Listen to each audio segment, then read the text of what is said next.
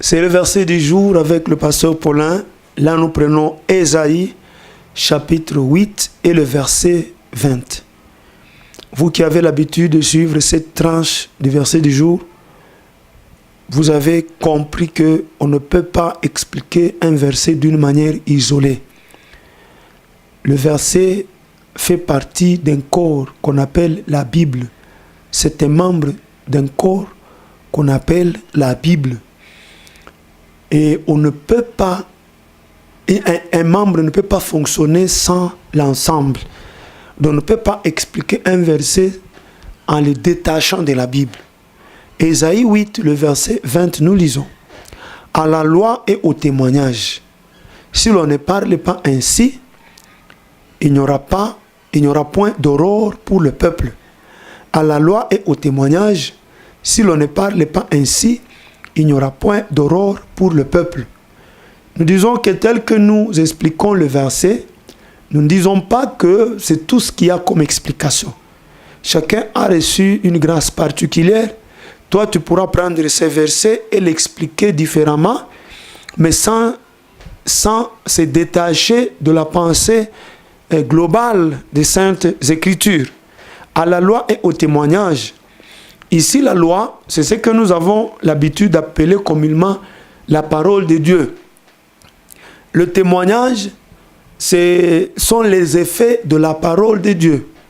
C'est-à-dire, on reconnaît la parole de Dieu par le témoignage.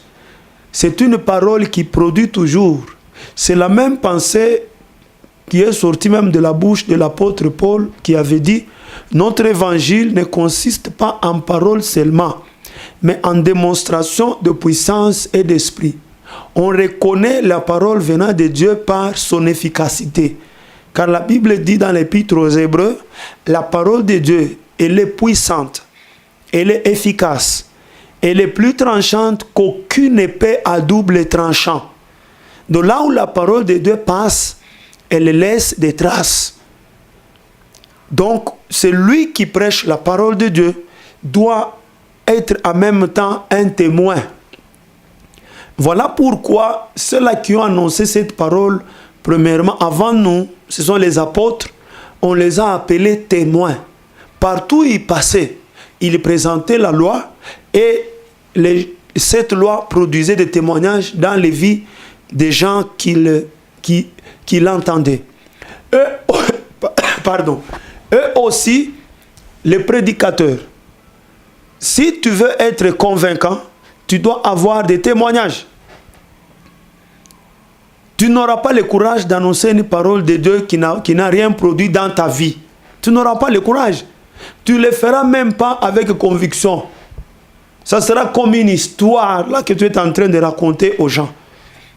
Un serviteur de Dieu, celui qui est appelé à annoncer la parole, doit avoir d'abord des témoignages dans sa propre vie pour être convaincant. Voilà pourquoi nous parlons et nous témoignons. Ces gens-là qui nous écoutent, croient en ce que nous leur disons, ça produit aussi des témoignages en eux. Ainsi, la parole de Dieu est en train de faire sa marche jusqu'aux extrémités de la terre avant que Jésus ne revienne. Que Dieu vous bénisse.